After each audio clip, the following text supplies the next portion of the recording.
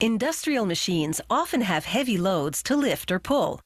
Whether it's a dragline excavator working in an open pit mine, an oil drilling rig, a construction crane, or farm machinery, the weight is borne by ultra-strong wire ropes. Industrial wire ropes typically range from 2 to 13 centimeters in diameter. Besides machinery applications, they also serve as support cables for large static structures, such as bridges and stadium roofs. Manufacturing a wire rope begins with steel wire that's anywhere from 0.6 to 8 millimeters in diameter. The first step is to wind several of these wires together into a strand. How many wires per strand depends on the job the rope will perform, because different applications require different degrees of flexibility and strength. Each wire is spooled onto a steel bobbin and loaded onto a stranding machine, which is essentially a giant winder.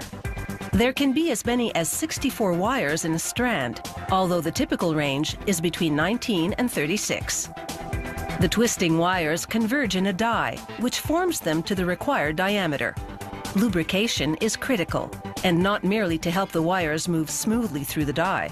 It also penetrates within to allow slight movement between the wires. This increases their lifespan and prevents the strand from seizing. The strand exits the machine saturated in lubricant. A large rubber band skims the excess off the surface. The strand now travels through a row of straighteners. These heavy rollers apply vertical pressure, effectively erasing the wire's memory of being spooled on a bobbin prior to stranding. This prevents the wires from unraveling. This cross-section shows all the wires inside the finished strand.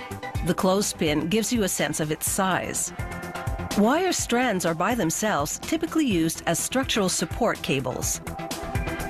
To make wire ropes used in machinery and for heavy lifting, they take several of these wire strands and wind them together on a far bigger and stronger machine called a closer.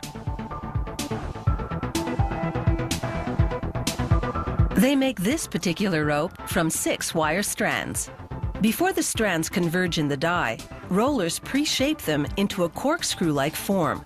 The strands then enter the die, twisting together over a core, which is itself a small steel wire rope. A core at the center of the cable provides additional strength. This cable's finished diameter is 90 millimeters. However, there are always small variations here and there. So now 4 calibration rollers, 2 compressing vertically, 2 horizontally, correct the cable to the right diameter all along its length. The finished cable winds onto a big steel reel, ready for shipping. The factory tests random samples in its quality control lab. There, a machine measures the tensile strength, how much pulling force the cable can withstand. The machine pulls the cable at both ends until it snaps. For this mega cable, the breaking point was 94 tons. To pass the test, a cable must exceed the tensile strength it's designed to withstand. For certain demanding applications such as mining, wire ropes are double-coated in plastic to protect against wear and tear. To prepare the plastic, the factory mixes a recipe of clear and colored plastic pellets. An extrusion machine heats the pellets until they liquefy, then forces the molten plastic through a die, coating the rope as it passes through. As the rope exits the extrusion machine, it passes through water, which cools and hardens the hot plastic. The plastic not only jackets the rope's surface, it also provides cushioning when, on the job site, the strands inside rub against each other as the rope moves. By reducing wear and tear on the steel both internally and externally, plastic coating can extend the life of a rope by up to 50%. A cable's internal construction determines its strength and flexibility.